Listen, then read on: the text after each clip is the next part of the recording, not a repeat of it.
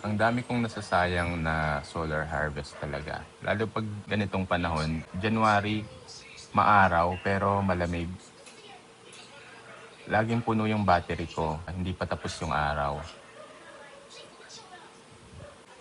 Pwede naman mag-aircon kaso sayang din eh, ang lamig din kasi nung panahon kaya parang wala lang, sayang lang.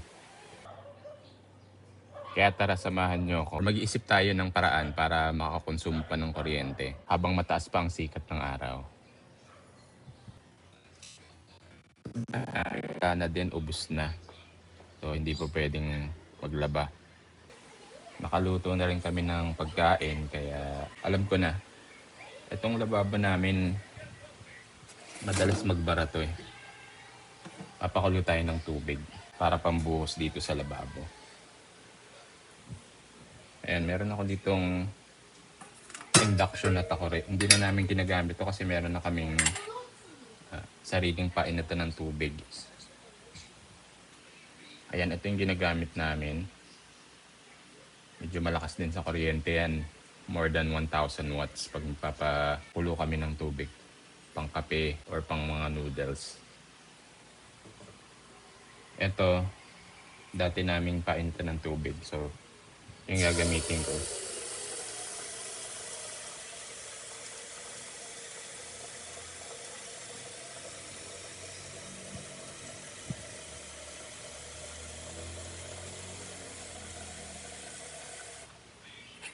Tama na siguro yan.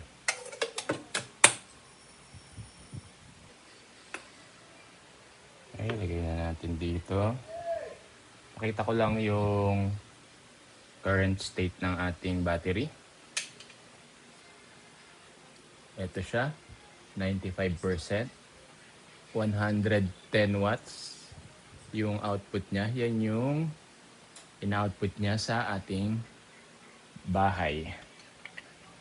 Pero itong kala natin, nakadirekta yan dun sa saksakan ng ating Delta 2. So parang off-grid na siya.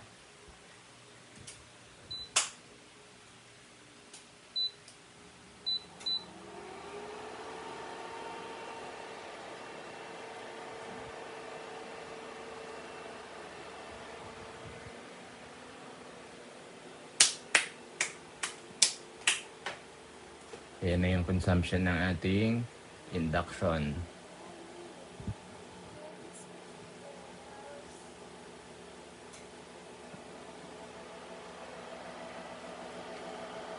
Tayo lang natin kumulo.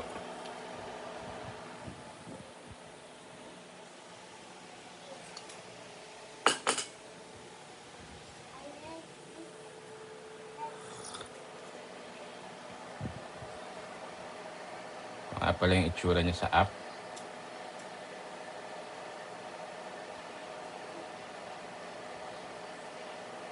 Naka-harvest tayo ngayon ng 5.77 kilowatts. Hindi pa tapos yung araw. Ayan. Ayan siya. Ito yung ating power stream. Yung solar panel natin kumukuha ng 758 watts.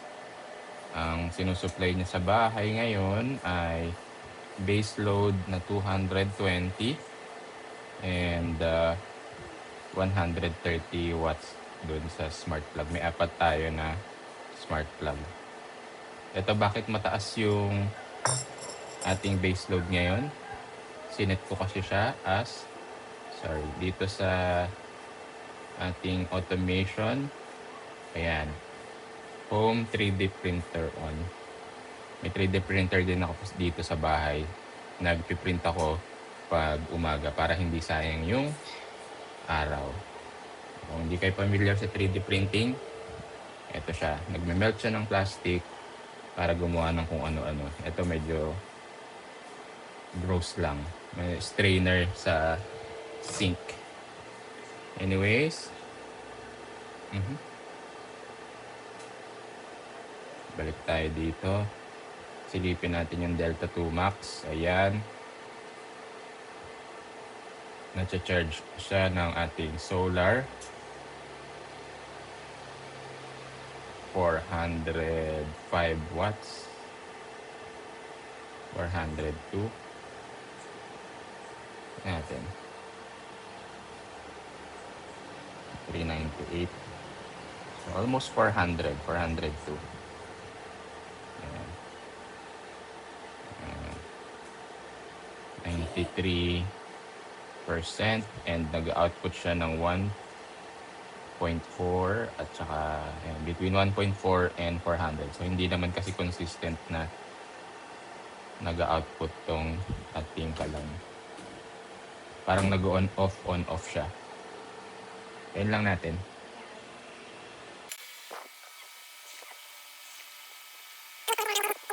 Ayan, ang setting natin sa kalan ay 800 watts. Meron nga palang setting dito na water. Tingnan natin. Malamang malakas to eh. Nasubukan ko na to. Ayan. Water. So, kanina nagwa 1, 2, tapos 100. Tignan natin yan. Ayan, makikita nyo naman, kayang-kaya ng ating Delta 2 Max yung water mode ng Asahi induction cooker. 1,800 constant siya. Siguro para mabilis mapakulo itong ating tubig.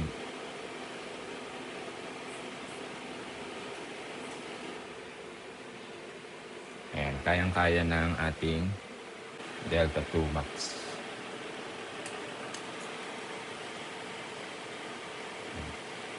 Bibilis na yan. Kakagising ko lang din, kaya nagkape na rin ako kanina.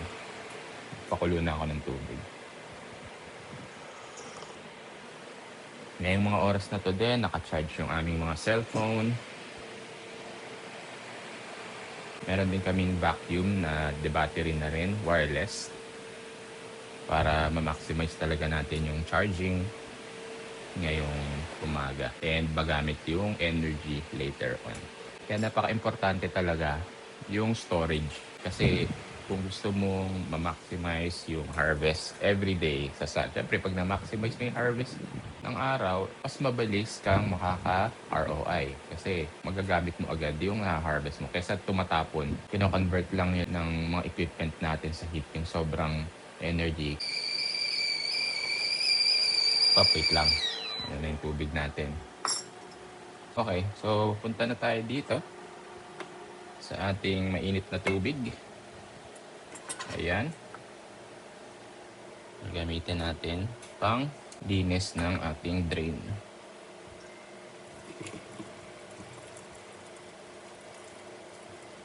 Madalas magbara tong drain namin kasi manipis lang, liit lang yung butas.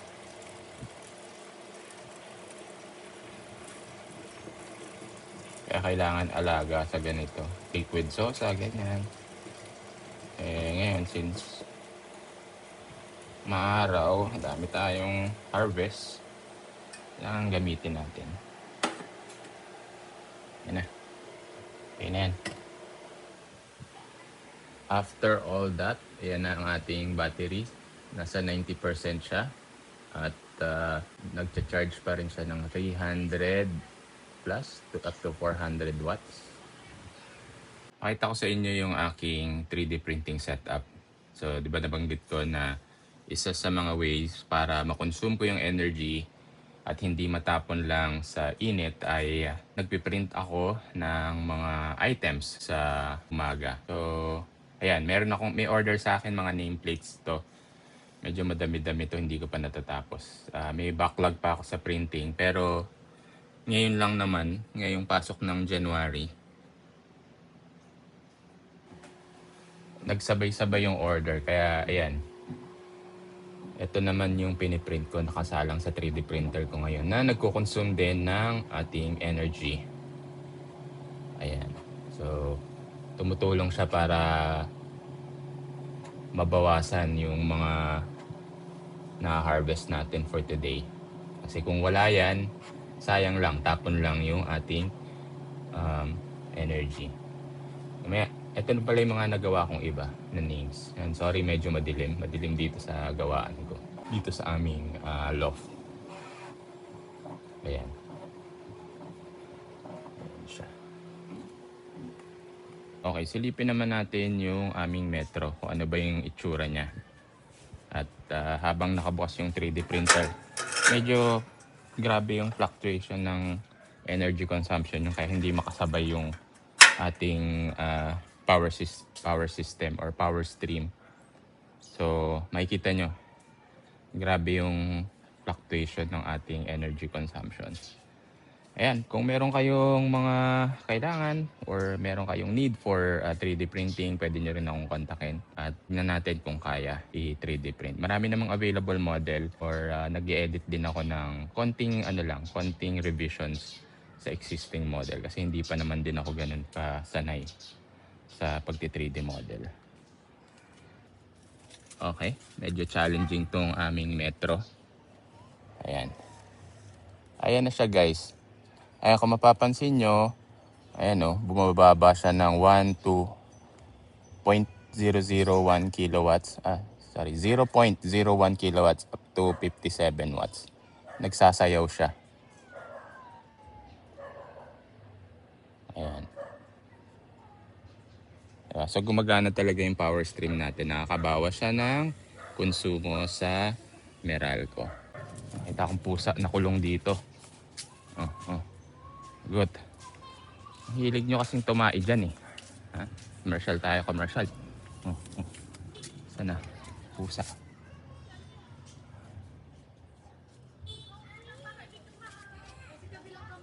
Wala na ba?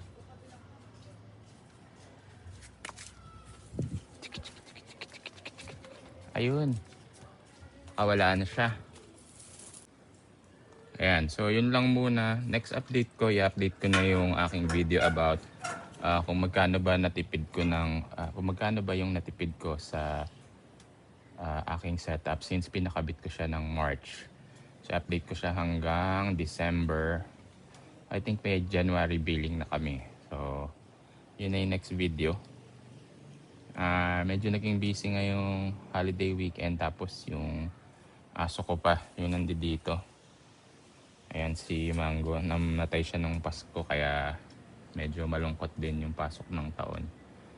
Pero anyways guys, yun, maraming salamat sa panonood at sana may natutunan kayo about PicoFlow Power Stream.